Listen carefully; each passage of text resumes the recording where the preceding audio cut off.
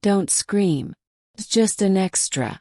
My cousin Harold whispered to me that night when I was 15 years old, and I saw something that no girl should ever have to see, something that would haunt me for the rest of my days and lock me in a prison made of silence and shame. My name is Callista Davis.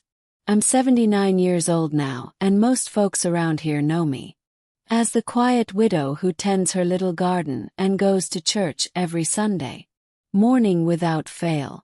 But what they don't know, what nobody has ever known until this very moment, is the terrible secret I've been carrying in my heart for over 60 years about my cousin Harold. And the 2 secrets he made me keep. Secrets that turn my whole life into a kind of prison where the bars were made of fear and the lock was forged from things too awful to speak aloud.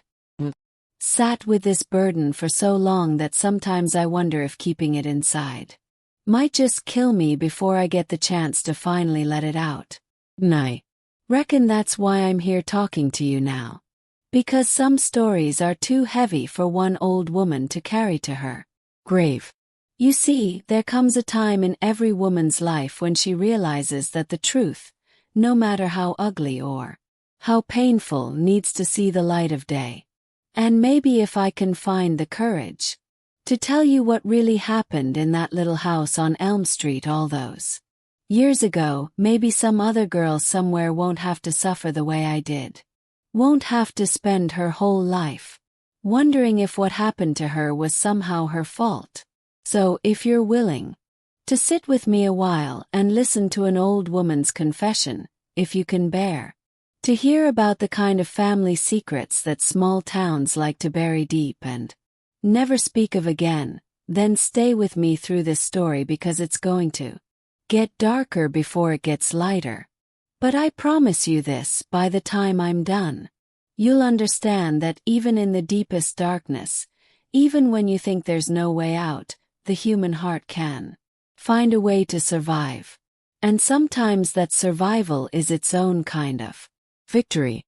You know, when I think back to 1961, to that summer when everything changed, I can still smell the honeysuckle that grew wild along our fence line and hear the way the screen door would slam shut behind my mama when she'd call us in for supper. Corbin, Kentucky wasn't much more than a handful of streets and a railroad track back then. The kind of place where everybody knew everybody else's business, or at least they thought they did. I was the 7th of 8 children, quiet as a church mouse. Most times.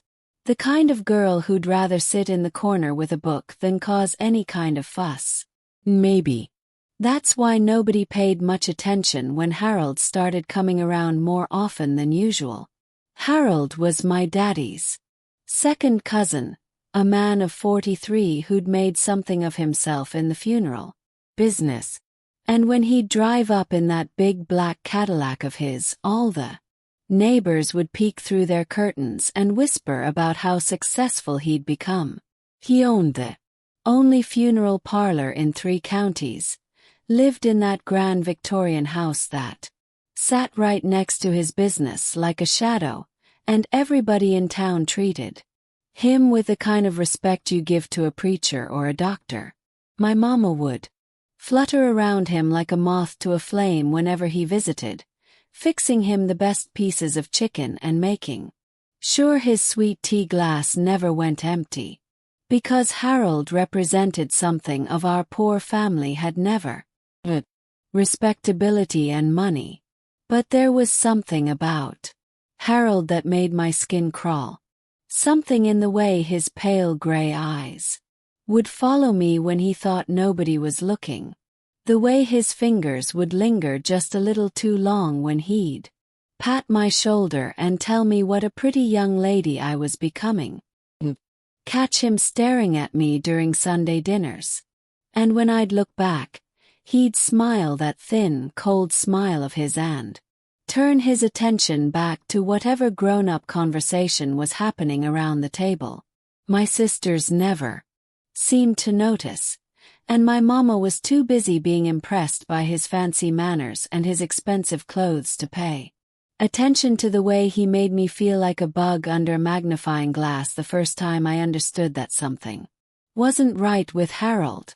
I was helping Mama with the dishes after one of his visits, and I heard her talking to Daddy about how Harold had mentioned needing a wife to help him maintain his standing in the community. She said it like it was the most natural thing in the world. Like wives were something you could just order from a catalog. And when Daddy asked who Harold had in mind, Mama got that look on her face. That meant she was scheming about something. I pretended to be scrubbing the same plate over and over, but I was listening to every word. And when I heard Mama say my name, my blood went cold as winter water. They talked about it like I wasn't even a person, like I was just another mouth to feed that they could pass along to someone who could afford to take care of me. Mama kept going on about what a good opportunity it would be, how Harold could give me a life of comfort and security, how I'd never want for anything as long as I lived. Daddy wasn't so sure at first. He kept saying I was still just a child, but Mama had already made up her mind. And when Mama set her heart on something, there wasn't much anybody could do to change it. The worst part wasn't even that they were planning to marry me off to a man nearly 3 times my age. The worst part was realizing that they saw it as doing me a favor, like they were rescuing me from a life of poverty and struggle by handing me over to Harold like I was some kind of prize cow at the county fair. I stood there at that kitchen sink with my hands shaking so bad I could barely hold on to the dish towel, and I felt something die inside me that I didn't even know I had. Maybe it was trust, or maybe it was just the last little bit of childhood I'd been clinging to. And that was when I first understood that families aren't always the safe harbor they're supposed to be.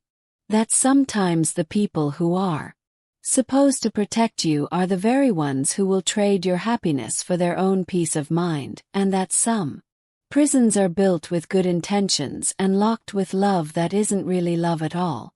The wedding was set for the fall of 1961, just 2 months after my 16th birthday. And I remember thinking that 16 felt both too young and too old at the same time. Too young to be getting married to anyone, but too old to still be hoping that somebody might save me from what was coming.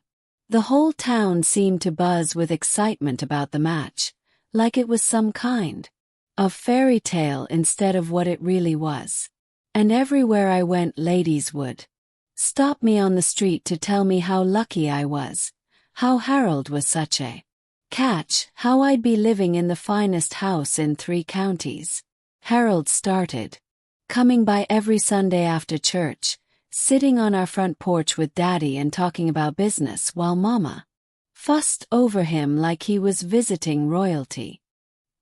He'd always bring me little gifts, a hair ribbon from the general store, a small bottle of cologne that smelled too sweet and made my head ache, a book of poetry that I was too nervous to read because his pale eyes would watch me whenever I held it.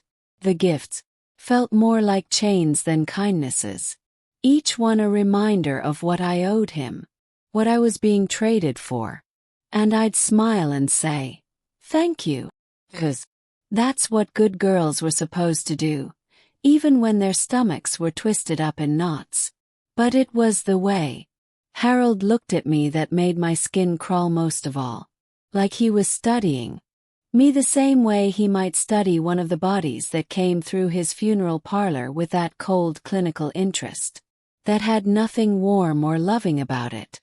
When he'd take my hand to help me down from the porch steps, his fingers felt like ice even in the middle of summer, and they'd linger on my skin just long enough to make me want to scrub my hands raw afterward. He never tried to kiss me or hold me close the way I'd seen other young couples do. Instead, he'd just watch me with those gray eyes of his, like he was cataloging every detail about me, for some purpose I couldn't understand. The strangest thing about Harold, though, was the way he talked about his work, about the funeral business, and what he called the sacred duty of caring for the departed. Most folks in our town tried not to think too much about death and dying.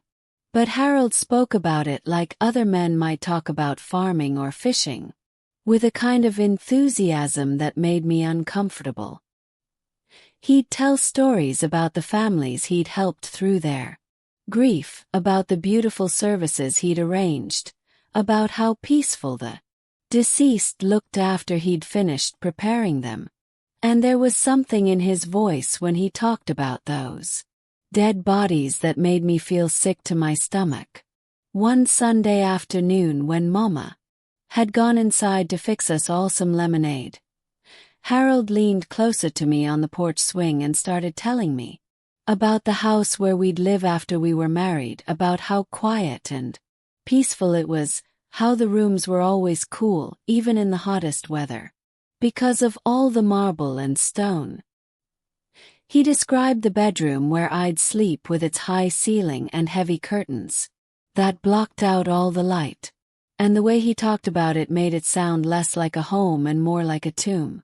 When I shivered despite the warm afternoon, he smiled that thin smile of his and said I'd get used to the chill, that some things just took time to feel natural. That was the first moment I truly understood that Harold wasn't just strange. There was something fundamentally wrong with him, something broken or missing that made him different from other people. The way he talked about death and bodies and quiet, cold rooms wasn't the way normal folks talked about such things. And when I looked into his eyes while he described our future together, I saw something that scared me more than I could put into words. It was like looking into a well and seeing nothing but darkness at the bottom. No reflection, no light, just an empty space where warmth and kindness should have been. But I was just a 16-year-old girl in a small Kentucky town in 1961. And nobody was asking what I thought about any of it. Nobody was wondering if maybe I might have some opinion about who I wanted to spend my life with or what kind of future I dreamed of for myself. I was just expected to smile and be grateful and trust that the grown-ups knew what was best for me, even when every instinct I had was screaming that something was terribly, dangerously wrong. And that night, after Harold had driven away in his big black car and the family had all gone to bed, I lay awake staring at the ceiling and wondering if there was any way out of the trap that was closing around me, not knowing that the worst part wasn't the trap itself, but what I was about to discover was waiting for me inside it. The wedding ceremony was held on a gray October morning in 1961 with the leaves already turned brown and falling like dead things all around the little Baptist church where I'd been baptized just 3 years before. I wore my mama's old wedding dress taken in and hemmed to fit my small frame. And when I looked at myself in the cracked mirror in the church's back room, I barely recognized the pale hollow-eyed girl staring back at me. The dress felt like a costume for a play I didn't want to be in. And when Reverend Matthews asked if I took Harold to be my husband, my voice came out so quiet that he had to ask me to speak up. Like even my own body was trying to keep me from saying those words. Harold's house, my new home, sat like a great stone monument next to his funeral parlor. All dark wood and heavy curtains that seemed to swallow up what little sunlight managed to find its way through the tall oak trees that surrounded the property. The inside smelled like leaves, and something else, something sharp and chemical that made my nose burn and my eyes water. And when I asked Harold about it, he just smiled that thin smile of his and told me I'd get used to it the same way he told me I'd get used to everything else about my new life. The first few weeks passed in a strange dreamlike blur of trying to learn how to be a wife when I still felt like a child playing dress-up in someone else's life. Harold would leave early each morning to tend to his business downstairs, and I'd spend my days wandering through the big, silent rooms of the house, touching the heavy furniture and thick carpet with my fingertips, trying to make sense of this new world I'd been dropped into like Alice falling down the rabbit hole. The house was beautiful in its way, filled with fine things that must have cost more money than my family saw in a whole year. But there was something cold and lifeless about it all. Like living inside a museum where you weren't allowed to touch anything or make any noise. But it was the nights that truly showed me the depth of what I'd gotten myself into. Or rather, what I'd been sold into. On our wedding night, in that big bedroom with its heavy curtains drawn tight against the world outside, Harold sat me down on the edge of the bed and told me there were things about him that I needed to understand, things that made him different from other men. His voice was calm and matter-of-fact, like he was discussing the weather or what we might have for breakfast, and that casual tone somehow made what he was about to show me even more terrifying than if he'd been angry or desperate or ashamed. When Harold began to undress, removing his clothes with the same methodical precision he brought to everything else in his life, I tried to look away, tried to give him the privacy that seemed proper for a husband and wife, but he told me to watch, told me it was important that I see and understand exactly what kind of man I'd married. And there was something in his voice that made it clear this wasn't a request but a command. And when he revealed himself to me fully, when I saw the thing that made him different from every other man on earth, I understood for the first time why he'd needed a wife who was young and naive and had no choice but to keep his secrets. Harold had been born with a condition that the doctors probably had some fancy Latin name for. But all I knew was that where other men had one thing, he had two. And the sight of it made my stomach lurch, and my head spin like I was going to faint right there on the bedroom floor. It wasn't just the physical shock of it, though that was bad enough. It was the way Harold watched my reaction with those cold gray eyes of his, studying my face like he was taking notes on my horror and disgust, cataloging my revulsion the same way he might catalog the condition of a body that came through his funeral parlor. He explained to me then in that same calm clinical voice that this was why he'd needed to marry someone young, someone who didn't know enough about men to understand what was normal and what wasn't, someone who could be trained to accept what others might find repulsive or frightening. He told me that his condition was our secret now, something that bound us together in a way that was stronger than any marriage vows. Because if I ever told anyone about what I'd seen, if I ever tried to leave him or betray his trust, he'd make sure that everyone in town knew exactly what kind of girl I really was, what kind of things I'd been willing to do to live in his fine house and wear his expensive gifts. That was the moment I realized that my marriage wasn't a new beginning but an ending, the closing of a door that would never open again, and that the prison I'd sensed closing around me was even smaller and darker than I'd imagined. I wasn't just Harold's wife. I was his secret keeper, his accomplice in hiding the truth about what he was. And the weight of that knowledge settled on my shoulders like a stone that would never stop pressing down on me, no matter how many years passed or how far I might try to run. And as I lay there in that big, cold bed on my wedding night, listening to Harold's steady breathing beside me, and feeling like I might suffocate on the silence and the smell of leaves and chemicals, I began to understand that some secrets are so heavy they can bury you alive, and that sometimes the only difference between a marriage and a grave is how deep they dig the hole. Living in that house was like being buried alive in a tomb made of fine things and suffocating silence where every room held the smell of death and chemicals that seemed to seep up through the floorboards from the funeral parlor below.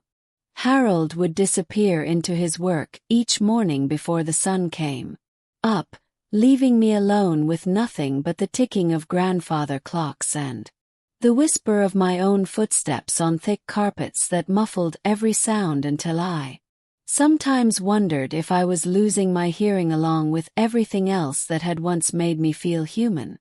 The days stretched out like years, each one identical to the last, and I found myself moving through the house like a ghost, haunting rooms that had never really belonged to me in the first place. Harold had made it clear from our wedding night that I was expected to keep house and keep quiet, to be available when he needed me, and invisible when he didn't. And the weight of that expectation pressed down on me until I felt like I was shrinking into myself, becoming smaller and smaller until maybe one day I just disappear entirely. But it was the nights that truly broke something inside me. Those long dark hours when Harold would come upstairs from his work with that chemical smell clinging to his clothes, and that empty look in his gray eyes that told me he'd been touching dead bodies all day and found more comfort in their silence than he ever would in anything living. He never hurt me, not in the way that some men hurt their wives. But there was something worse than violence in the way he used me. Something cold and mechanical that made me feel like just another body he was preparing, positioning, arranging according to his needs. The first time I tried to resist him, tried to turn away when he reached for me with those ice-cold hands of his, Harold simply held my chin between his fingers and reminded me of our agreement, of the secret I was now bound to keep, and what would happen to me if I ever forgot my place in his world. He reminded me that I had nowhere to go, no family who would take me back. After what they'd consider a scandal, no skills or education that would let me survive on my own in a world that had no patience for women who couldn't keep their husbands satisfied. The worst part was realizing he was right. That I truly was trapped in this cold, beautiful house with this strange, broken man who treated me like an object he'd purchased rather than a person he'd married. My mama had written me exactly one letter after the wedding, full of chatter about how proud she was of the match she'd made, and how she hoped I was grateful for the opportunity Harold had given me to better myself. And when I tried to write back about how lonely I was, how frightened I felt, how wrong everything seemed, I found that the words wouldn't come out right on the paper. Like my hand refused to betray Harold's secrets, even when my heart was breaking from carrying them. It was around Christmas of that first year when I discovered Harold's second secret, the one that made his physical abnormality seem almost innocent by comparison. I'd been looking for extra blankets in the basement storage room, trying to find something to keep me warm in that perpetually cold house, when I noticed a door I'd never seen before tucked away behind a stack of old funeral equipment and covered with dust like it hadn't been opened in years. The door was locked, but the key was hanging right there on a nail beside the frame. Something about that carelessness made me curious in a way I hadn't been curious about anything since my wedding day, when I turned that key and pushed open the door. When I stepped into that small windowless room and saw what Harold had been hiding down there in the darkness, I felt something snap inside my chest, like a branch breaking under too much weight. The room was lined with shelves, and on every shelf were glass jars filled with clear liquid. Floating in that liquid were things that shouldn't exist, things that made my stomach heave and my knees buckle until I had to grab the door frame to keep from falling. They were parts of bodies, pieces that Harold had been cutting away and keeping for reasons I couldn't understand and didn't want to understand. And some of them looked fresh, while others had been there so long they turned gray and strange in their chemical baths. But it was the notebooks that made everything clear. The careful records Harold had been keeping of every body that passed through his funeral parlor, with detailed notes about which parts he'd taken and why. Like he was conducting some kind of scientific study using the dead people that grieving families had entrusted to his care. Page after page of his neat handwriting, describing the condition of organs, the texture of skin, the way certain body parts had changed color or consistency after being preserved in his jars. And I realized that Harold wasn't just a funeral director. He was something else entirely. Something that had found the perfect job to feed whatever dark hunger lived inside him. Standing there in that awful room, surrounded by the evidence of Harold's true nature, I finally understood why he'd needed a wife who was young and frightened and had no choice but to keep his secrets. Because what he was doing down there in the basement wasn't just strange or disturbing. It was the kind of thing that would get him run out of town, or worse if anyone ever found out.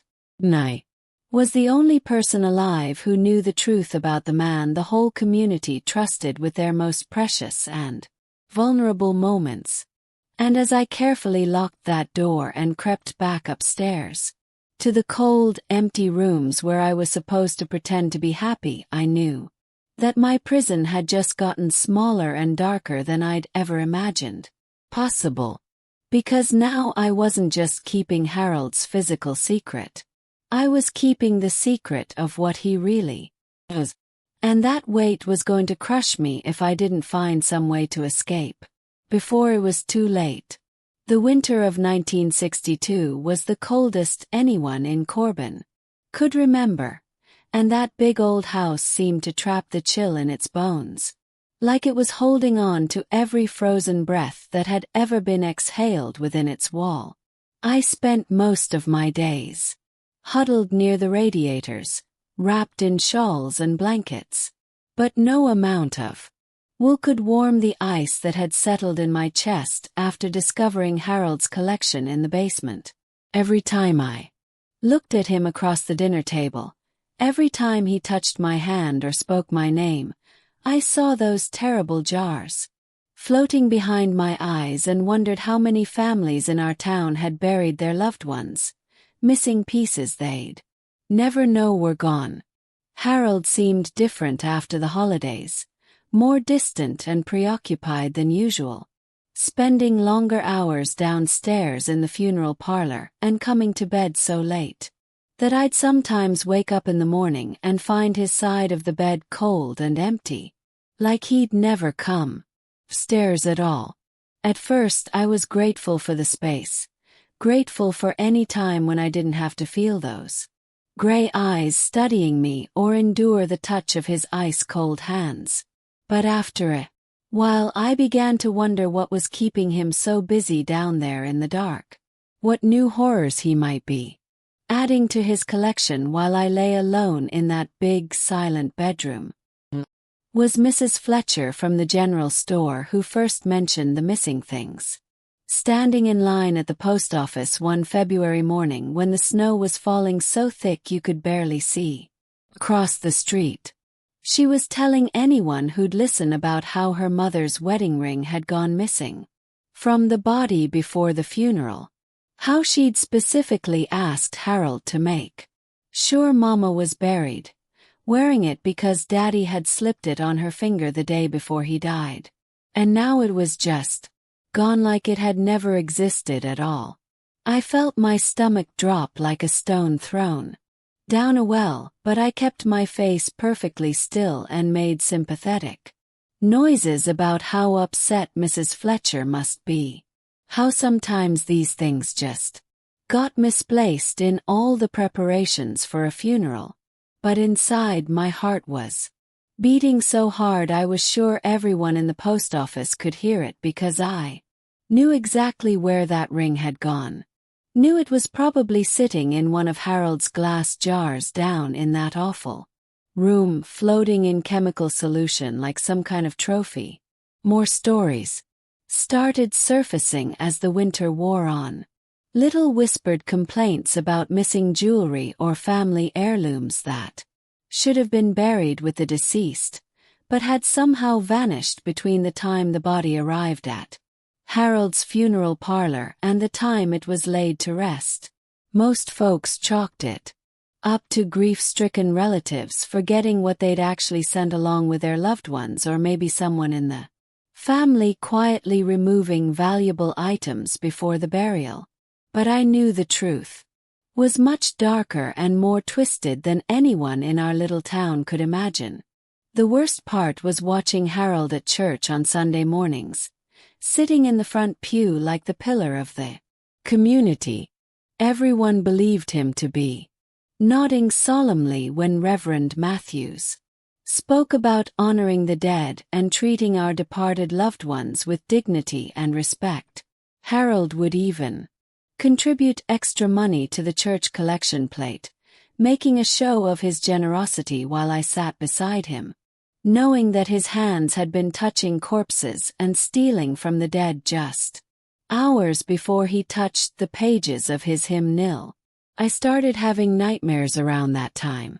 Terrible dreams where I'd find myself trapped in that basement room, surrounded by hundreds of glass jars, each one containing pieces of people I'd known and loved, and Harold would be there with his calm, clinical voice, explaining to me how each specimen had been obtained and preserved. I'd wake up gasping and covered in cold sweat. But when I'd reach over to Harold's side of the bed for some kind of comfort, I'd find him gone again, disappeared into the bowels of the house to pursue whatever dark work kept him busy through the long winter nights. Spring came late that year, but when it finally arrived, it brought with it a new development that would change everything about my situation and forced me to confront the true depths of Harold's depravity. Traveling salesman had died in a car accident just outside of town. A young man with no family nearby and no one to ask questions about his belongings or make sure he was being treated with proper dignity. Harold took charge of the arrangements as he always did with unclaimed bodies, and I watched him prepare for this particular funeral with an intensity and excitement that made my skin crawl. The night before the stranger's burial, I couldn't sleep for wondering what Harold might be doing downstairs. What pieces of this poor man might end up in those terrible jars? What violations were being committed in the name of funeral preparation? So I crept down the stairs in my bare feet, moving as quietly as I could through the dark house until I reached the door that led to Harold's workroom. And when I pressed my ear against the wood, I heard sounds that made my blood turn to ice water in my veins. Harold was talking to someone down there, carrying on a conversation in that same calm, measured tone he used for everything else. But when I strained to listen closer, I realized there was no other voice responding to his words. No second person in that room with him. He was talking to the body on his preparation table, speaking to the dead man like he was an old friend, describing what he was doing as he worked, and asking questions that would never be answered. And that was when I understood that Harold's sickness went deeper than just stealing from the dead or keeping trophies in glass jars. That there was something fundamentally broken in his mind that made him see corpses not as people who deserved respect and dignity, but as companions who would never judge him or leave him or tell his secrets to the world. By the summer of 1962, I'd learned to move through that house like a shadow, keeping my footsteps light and my breathing quiet, because I discovered that Harold had ears like a hawk and eyes that seemed to see everything, even when he appeared to be focused on his work downstairs. The heat that year was oppressive, the kind that made your clothes stick to your skin and turned the air thick as molasses. But inside Harold's house, it stayed cool as a tomb. And I began to understand that the chill wasn't just from the stone and marble. It was something that came from Harold himself. Something that sucked the warmth out of everything around him.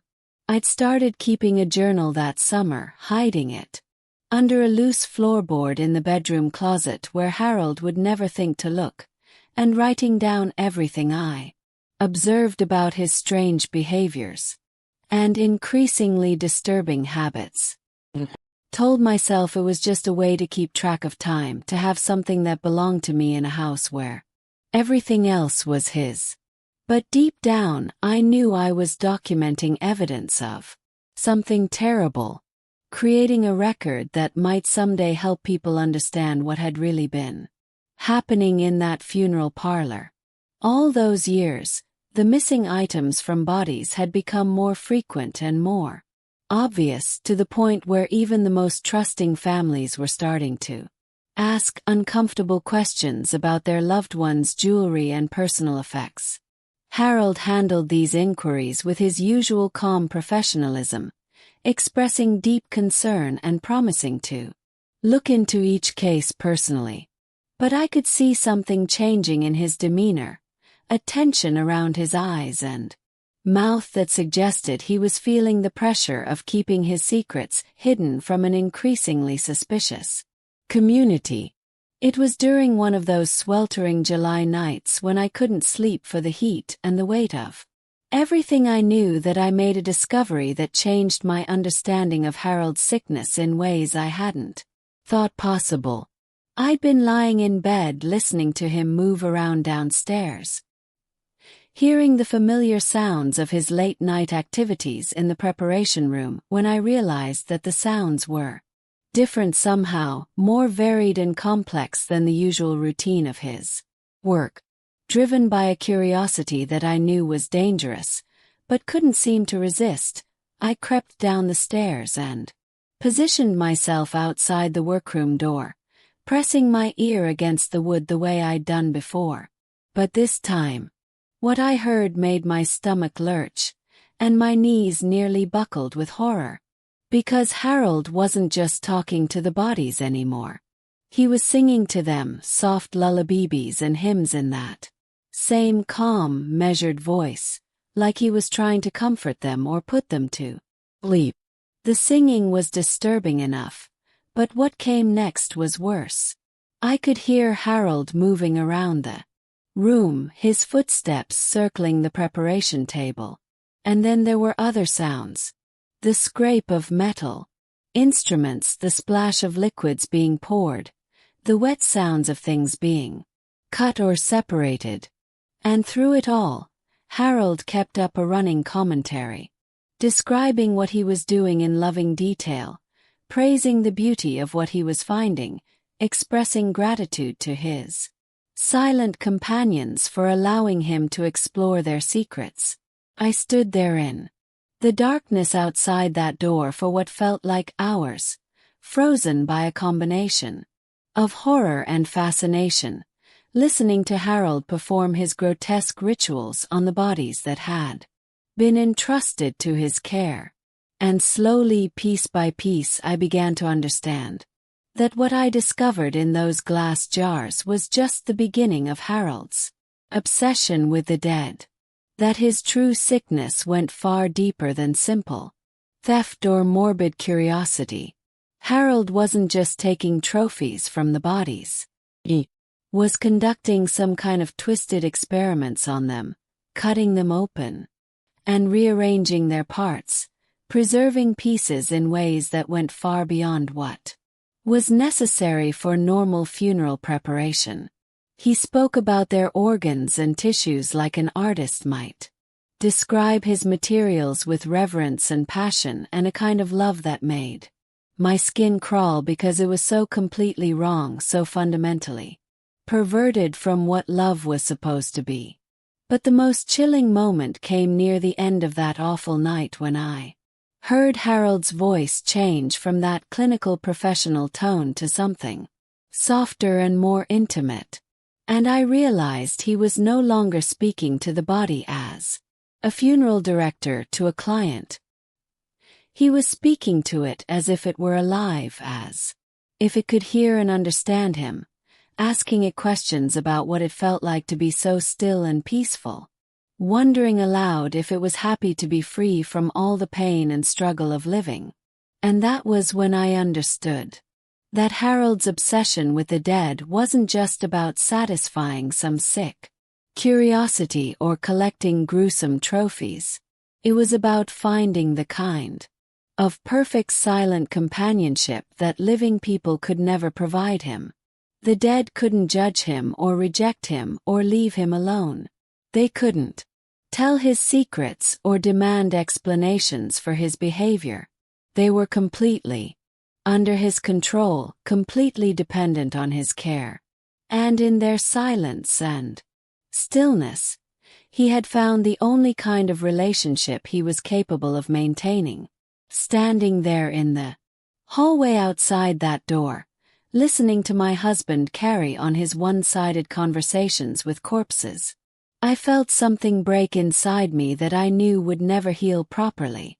No matter how many years passed or how far I might eventually run from that house, I wasn't just married to a man who stole from the dead. I was married to someone who preferred their company to that of the living. Someone who found more comfort in a corpse than he'd ever found in his own wife. And as I crept back upstairs to that cold, empty bedroom, moving as quietly as a ghost through a house that felt more like a mausoleum, with each passing day, I knew that I had to find a way out before Harold's sickness consumed what little sanity I had left. Because some secrets are too heavy for one person to carry, and some truths are too terrible to live with alone. The autumn of 1962 brought with it a restlessness in Harold that I'd never seen before. A kind of nervous energy that made him pace the halls of our house at all hours, and spend even longer periods downstairs in his workroom, emerging only for meals that he'd eat in complete silence while staring at something I couldn't see. The town had been unusually busy with deaths that fall. An early flu outbreak had taken several of the older residents, and there had been 2 car accidents on the winding mountain roads that brought young bodies to Harold's table, bodies that seemed to fascinate him in ways that made my stomach turn. I'd been watching him more carefully since that horrible night when I'd listened to him singing to the corpses, and what I observed during those gray October days convinced me that Harold's madness was growing stronger, feeding on itself like a fire that gets bigger the more fuel you give it. He'd started talking to himself even when he wasn't in the workroom, muttering conversations under his breath while he ate his breakfast or read the newspaper. And sometimes I'd catch him smiling at nothing, his thin lips curving upward, while his gray eyes stared at empty air. But it was the way he looked at me that truly frightened me during those weeks, studying my face and body with the same clinical interest he'd once reserved for his corpses, like he was cataloging my features and taking mental notes about my condition. Sometimes I'd catch him watching me when he thought I wasn't paying attention, and there'd be something hungry in his expression, something calculating and cold that made me feel like prey being examined by a predator who was planning when and how to strike. The breaking point came on a rainy Thursday night in late October, when the wind was howling through the bare tree branches and rattling the windows of that old house like skeleton fingers trying to get inside. I'd gone to bed early, exhausted from a day of walking on eggshells around Harold's increasingly strange behavior, but I was Awakened sometime after midnight by sounds coming from downstairs that were unlike anything I'd heard before. Not the usual methodical sounds of funeral preparation, but something chaotic and frantic, like someone was searching desperately for something they'd lost. I crept down the stairs in my nightgown, my bare feet silent on the thick carpet, and followed the sounds to Harold's workroom, where light was spilling out from under the door in bright, harsh rectangles that hurt my eyes after the darkness of the hallway.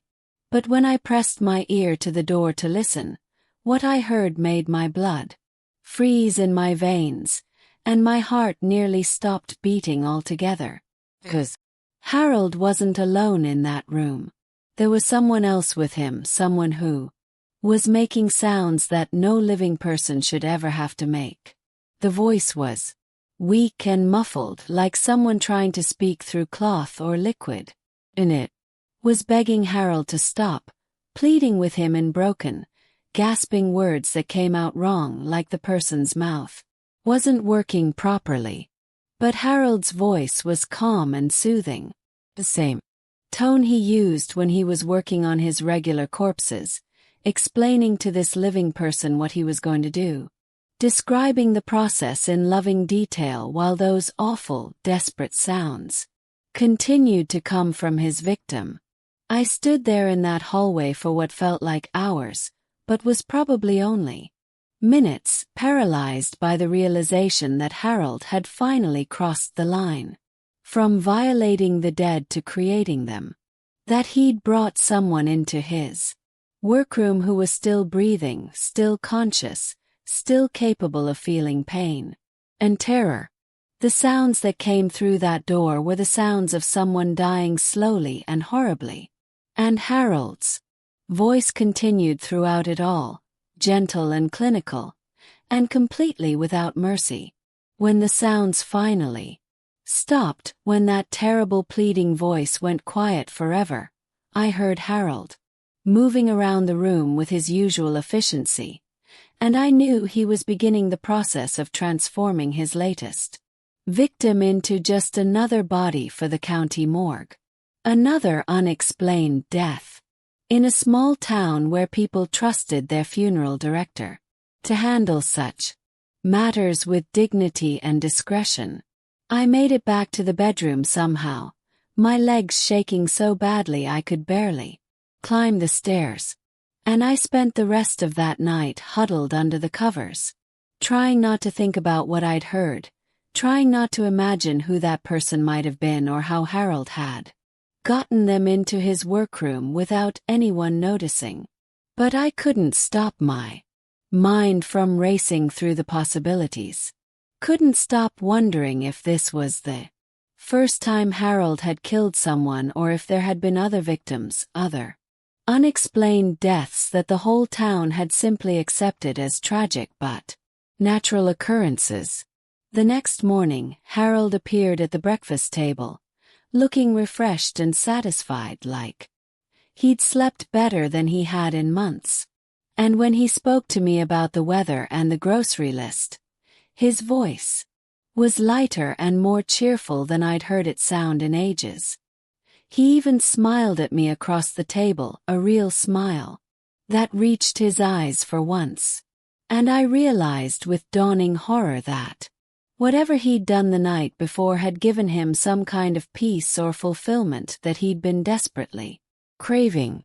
3 days later, the body of a traveling salesman was discovered in his car on a back road outside of town. Apparently, the victim of a heart attack or some other sudden medical emergency. The county sheriff brought the body to Harold's funeral parlor, as he always did with unexplained deaths, and Harold handled the arrangements with his usual professional competence, expressing sympathy for the man's distant relatives, and ensuring that he received a proper burial, despite having no local connections. But I knew the truth about that salesman, knew that he hadn't died of natural causes in his car, but had died slowly and terribly in Harold's workroom while I stood outside the door. listening to his final moments. And as I watched my husband conduct that funeral service, speaking solemnly about the mystery of life and death, while the whole community nodded along with his words, I understood that I was living with a monster who had found the perfect cover for his crimes, a respected member of the community who could kill people and then be praised for the dignity with which he laid them to rest. And sitting in that church pew listening to Harold's eulogy for a man he'd murdered, I knew that I had reached the point where silence was no longer just complicity, but active participation in evil, and that if I didn't find the courage to act soon, there would be more victims, more innocent people who would die horrible deaths to satisfy Harold's twisted hunger for the perfect silent companionship that only corpses could provide. The winter that followed was the longest of my life. Every day, stretching out like a year, as I tried to figure out what to do with the terrible knowledge that was eating me alive from the inside. I'd started jumping at every sound, flinching whenever Harold touched me, and lying awake at night, listening for those awful sounds from the workroom that might tell me he'd found another victim. The weight of keeping his secrets was crushing me, but the weight of what might happen if I broke that silence seemed even heavier, because who would believe such a story about the most respected man in 3 counties? I tried writing letters to my family back home, but every time I put pen to paper, the words came out sounding crazy, even to me. How do you tell someone that your husband talks to corpses and steals from the dead and murders innocent people in his basement? How do you explain that the man everyone admires as a pillar of the community is actually a monster who finds more comfort in the company of the dead than the living? I'd write paragraph after paragraph trying to find some way to make the truth sound believable, but I'd always end up burning the letters in the fireplace, because I knew they'd just think I was having some kind of nervous breakdown. Harold seemed to sense my growing desperation during those dark months, watching me with those cold, gray eyes of his whenever he thought I wasn't paying attention, and I began to wonder if he was planning something for me, if I was going to become another unexplained death that he'd handle with his usual professional competence. Sometimes I'd catch him studying my face and body with that clinical interest. That meant he was thinking about me the same way he thought about the corpses on his table, and I'd have to excuse myself to go be sick in the bathroom, because the implications of that look were too horrible to contemplate. But it was a conversation I overheard between Harold and Sheriff Morrison that finally pushed me toward action. A casual discussion about a missing person case that had been bothering the sheriff for months. A young woman from Louisville had disappeared while traveling through our area the previous summer, and her family had been asking questions, wondering if anyone in our county had seen or heard anything that might explain what had happened to her. Harold expressed sympathy for the family situation and offered to help in any way he could. I heard something in his voice when he spoke about the missing woman, kind of satisfaction that made my skin crawl, because I was beginning to recognize the tone he got when he was thinking about his victims. And that night when I crept down to listen outside his workroom door, I heard him talking to one of his preserved specimens about a pretty young lady who'd been so surprised when he'd offered to help her with her car trouble. So grateful right up until the moment she'd realized what was really happening to her. That was when I understood that the traveling salesman hadn't been Harold's first murder, that there had been others, innocent people who'd had the misfortune to cross paths with a monster who looked like a respectable businessman. And I realized that my silence wasn't just protecting Harold's reputation. It was enabling him to keep killing. giving him the cover he needed to continue his horrible work while the community remained completely unaware of what was happening right under their noses. The decision to act came to me, not in a moment of courage, but in a moment of exhaustion, when I was so tired of carrying Harold's secrets that I felt like they might kill me if I kept them inside much longer. I couldn't go to the sheriff. Harold and Sheriff Morrison were too close, played poker together every Thursday night, and I knew Morrison would never believe such accusations against his friend.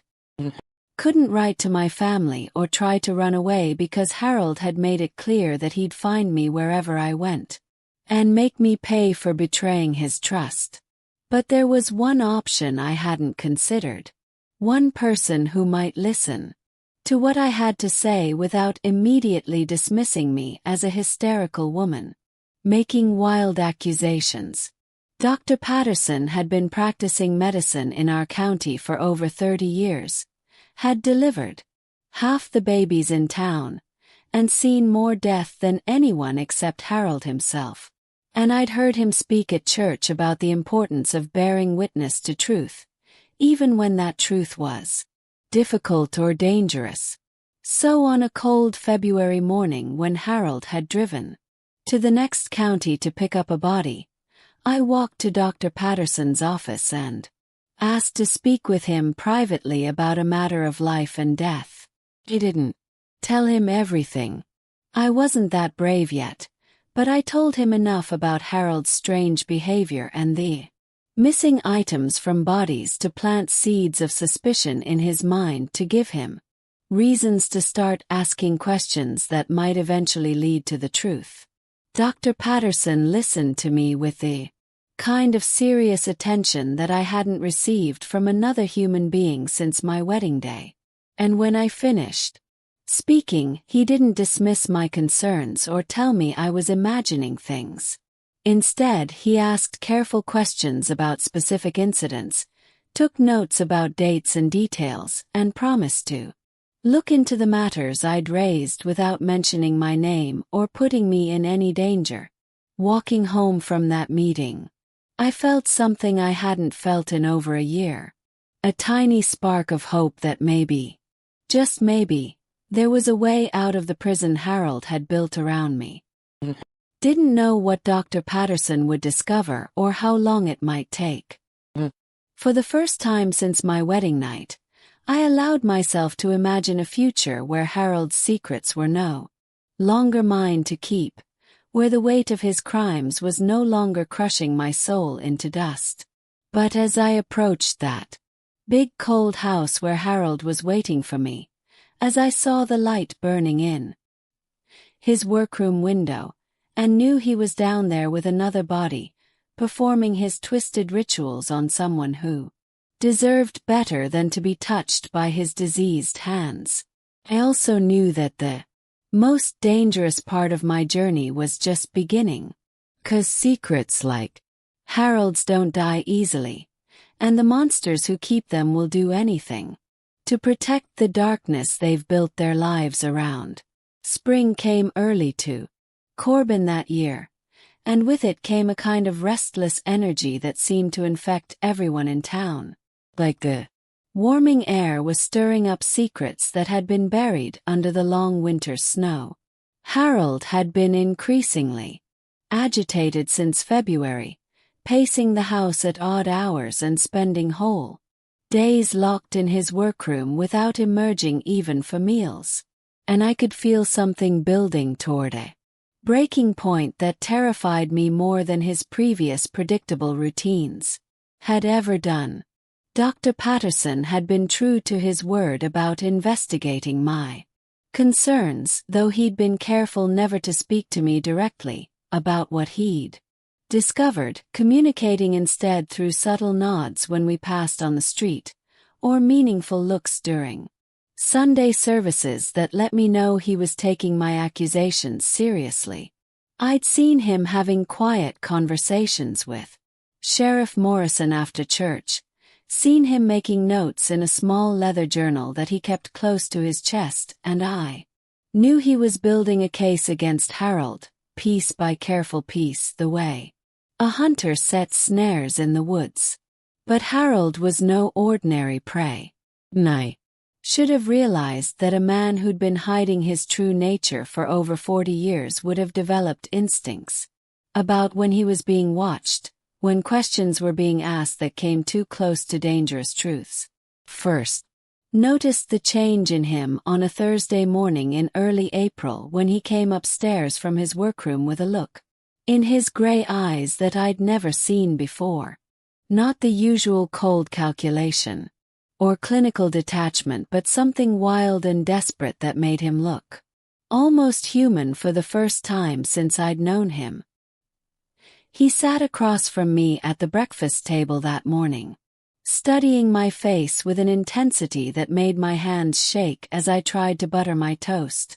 And when he finally spoke, his voice had a sharp edge to it that cut through the usual calm politeness of our conversations. He told me that people in town had been asking questions about his work, expressing concerns about missing items and unusual circumstances surrounding certain deaths, and he wanted to know if I had any idea why. Suddenly, everyone seemed so interested in his business. The way he asked the question made it clear he already knew the answer, or at least suspected it. And I felt my heart hammering against my ribs as I tried to keep my voice steady and my expression innocent.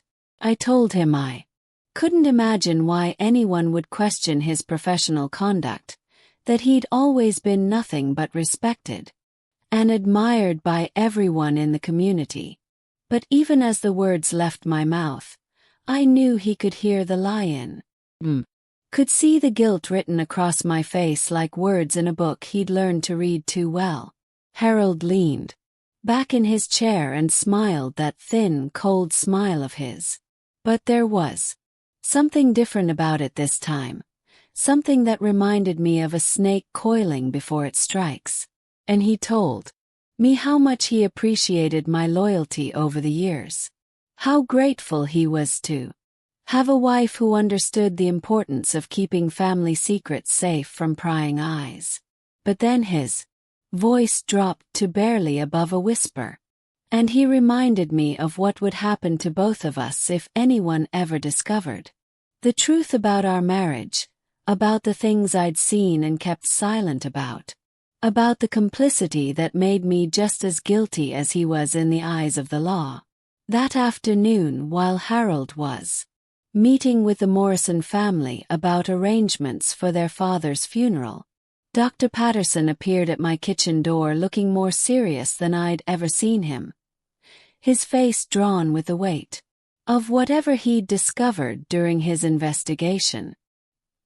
He told me that he'd found evidence supporting my concerns about Harold's conduct, that there were too many unexplained disappearances and suspicious deaths connected to the funeral parlor for it to be mere coincidence, and that he was planning to take his findings to the state authorities within the week.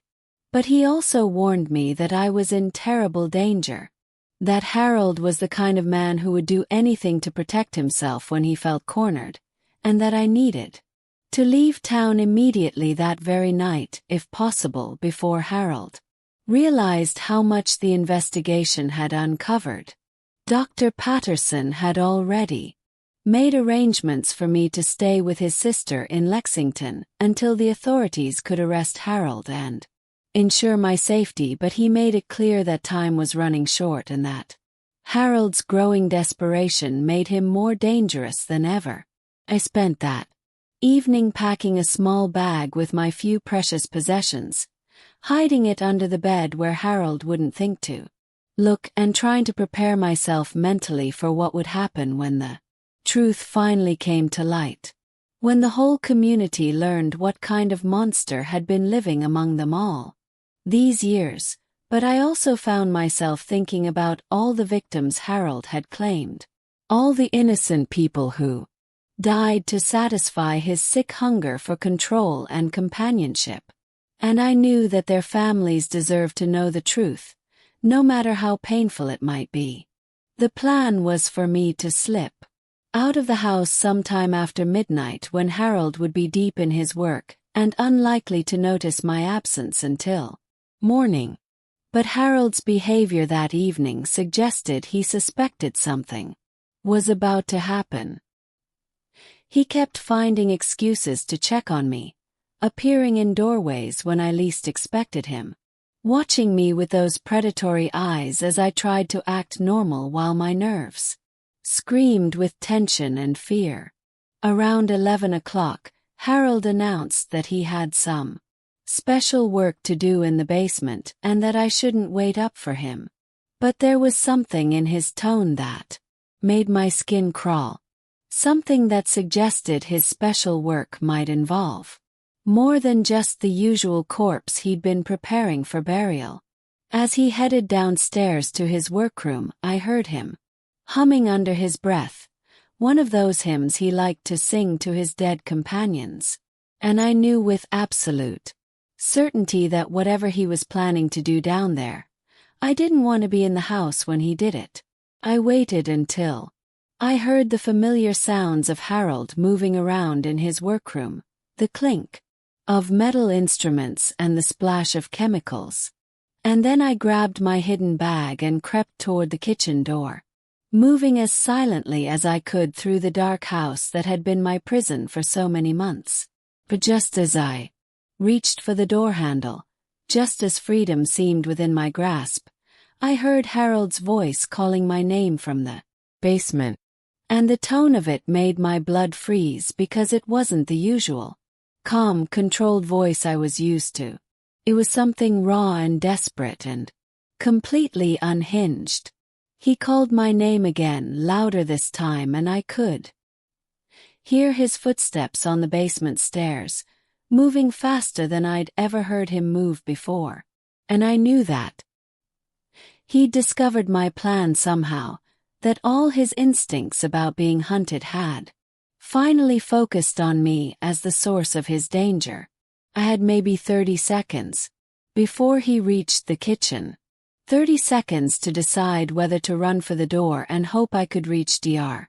Patterson's house before Harold caught me, or to face whatever confrontation was coming and pray that I'd survive it. As those footsteps grew closer, as Harold's voice grew more frantic and demanding, I realized that this was the moment everything had been building toward since that awful night when I'd first discovered his secrets. The moment when all the lies and silence and terror would finally explode into the open, and whatever happened next would determine whether I lived to see another sunrise, or joined the ranks of Harold's silent companions in their eternal chemical leap. Ran. Lord help me. I ran like the devil himself was chasing me, which maybe he was, bursting through that kitchen door into the cold April night, with Harold's voice echoing behind me like something out of a nightmare. My bare feet hit the wet grass and I kept running, clutching that little bag to my chest and not daring to look back, because I could hear Harold behind me, his heavy breathing and the sound of his shoes slapping against the ground as he gave chase through the darkness that had hidden so many of his secrets for so many years. But I knew these streets better than Harold did. Knew every shortcut and alley from my childhood visits to town, and somehow I managed to stay ahead of him long enough to reach Dr. Patterson's house, pounding on his door with both fists until he appeared in his nightclothes, took one look at my terrified face and pulled me inside without asking any questions.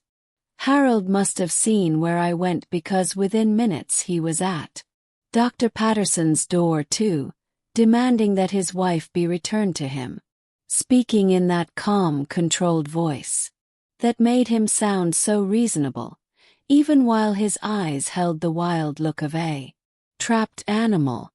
Dr. Patterson stood firm against Harold's demands, telling him that I was under his protection now, and that the authorities had already been notified about the investigation into His activities at the funeral parlor. The look that crossed Harold's face when he heard those words was something I'll never forget. Like watching a mask slip away to reveal the true monster underneath. All the years of careful pretense falling away in an instant to show the sick, twisted thing he'd always been. What happened next unfolded so quickly that it still feels like a dream sometimes, or maybe a nightmare that I never quite woke up from. Harold tried to force his way into Dr. Patterson's house, and in the struggle that followed, Dr. Patterson's hunting rifle went off, the sound echoing through the quiet neighborhood like thunder on a clear night. Harold collapsed on the front porch, blood spreading across his white shirt, and the last words he spoke were about how I belonged to him, how I'd never be free of what I knew, how his secrets would follow me to my grave. The state investigators arrived the next morning and spent 3 days going through Harold's funeral parlor with fine-tooth combs, uncovering evidence of crimes that were even worse than I'd imagined possible.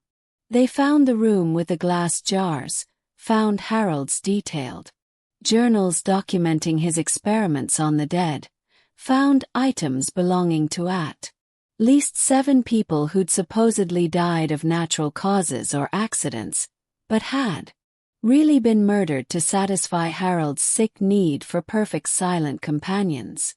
The hardest part was facing the families of Harold's victims, looking into their eyes as they learned the truth about what had happened to their loved ones, seeing their grief turn to horror as they realized that the man they trusted with their most precious farewells had been violating and desecrating those bodies in ways that defied every decent human instinct. Some of them blamed me for not speaking up sooner, and maybe they were right. Maybe I could have saved some of those lives if I'd found my courage earlier. But I was just a frightened girl in a world that didn't much care what women thought or felt about anything. I left Kentucky that spring and never went back, changing my name and starting over in places where nobody knew about Harold Davis or his young wife who'd escaped from that house of horrors. I worked as a seamstress and a cleaning lady, honest jobs that let me sleep at night without nightmares about glass jars and chemical smells. Slowly, year by year, I built myself a new life on the foundation of the courage I'd finally found in that terrible moment when running was the only choice left to me. But the real surprise, the twist that nobody could have seen coming, didn't reveal itself until 20 years later, when I was living in Ohio under my new name and thought I'd finally put the past behind me. That's when I got a letter from a lawyer in Kentucky telling me that Harold's house and funeral parlor had been sold after sitting empty for 2 decades, and that during the renovation, workers had made a discovery that changed everything we thought we knew about Harold's crimes. They found another room hidden behind a false wall in the basement. And in that room were the bodies of Harold's real victims. Not the people from town whose deaths we'd investigated, but women who disappeared from other places, other states, women who'd been kept alive in that secret room for weeks or months while Harold performed his twisted experiments on them before they died. And there, among those poor souls, was evidence that Harold hadn't been working alone, that there had been others involved in his operation, people who'd helped him acquire his victims and dispose of the evidence. The letter explained that one of Harold's accomplices was still alive, still living free somewhere, and that the authorities were reopening the case with new evidence that might finally bring some justice for all the families who'd never learned what happened to their missing daughters and sisters. And sitting in my little kitchen in Ohio, reading those words by lamplight, I realized that my escape from Harold's house hadn't been the end of the story after all, but just the end of the first chapter in a tale of evil that was bigger and more complicated than anyone had imagined. I'm telling you this story now at 79 years old, because that accomplice was never found. Because somewhere out there might be someone else carrying secrets like the ones I carried for so long. Someone who needs to hear that it's possible to survive, possible to speak up, possible to start over, even when it seems like the darkness has swallowed up everything good in the world. I learned that courage isn't something you're born with. It's something you find when you finally get tired of being afraid. When the weight of silence becomes heavier than the risk of speaking truth. Harold's physical abnormality was just the beginning of his strangeness. The first secret that led to all the others. And maybe if I'd understood then what I know now about how evil grows and spreads when good people stay quiet, I might have acted sooner. Might have saved some of those lives that were lost because I was too scared and too young to know my own strength. But I survived. And that survival is its own kind of victory. Proof that even when you think you're trapped forever, even when the walls seem too high and the darkness seems too deep, there's always a door. Somewhere if you're brave enough to look for it. And if my story can help just one person find their door, if it can give just one frightened soul the courage to run when running is the only choice left, then maybe all those years of carrying Harold's secrets weren't completely in vain. I'm still here, still standing after all these decades. And I want you to know that whatever darkness you might be facing, whatever secrets might be crushing your spirit, you're stronger than you think you are. And your voice matters more than you know. If my words have touched something in your heart, if they've helped you understand that survival is possible even in the deepest night, then share this story with someone who needs to hear it. Because every voice that speaks up against evil makes the world a little brighter, a little safer, a little more hopeful. And tell me, what city are you watching this from? I'd love to know where my words are traveling. How far this old woman's voice can reach across the years and miles. If you've stayed with me through this whole long tale, if you found something worth keeping in these memories I finally had the courage to share, then maybe you could help my story find its way to other hearts that need to hear it. 'Cause that's how healing happens. One voice at a time, one truth at a time, one act of courage that inspires another. Subscribe to hear more stories from women like me. Women who survived things they never thought they could survive. 'Cause our voices matter. Our experiences matter. And together we can make sure that no one has to carry such terrible secrets alone ever again. The story continues in the next chapter in the next linked video. But first, I need you to subscribe to join the family as we are looking forward to hit our first 10,000 subscribers target, and feel free to share your story in the comments. You matter, your voice does too.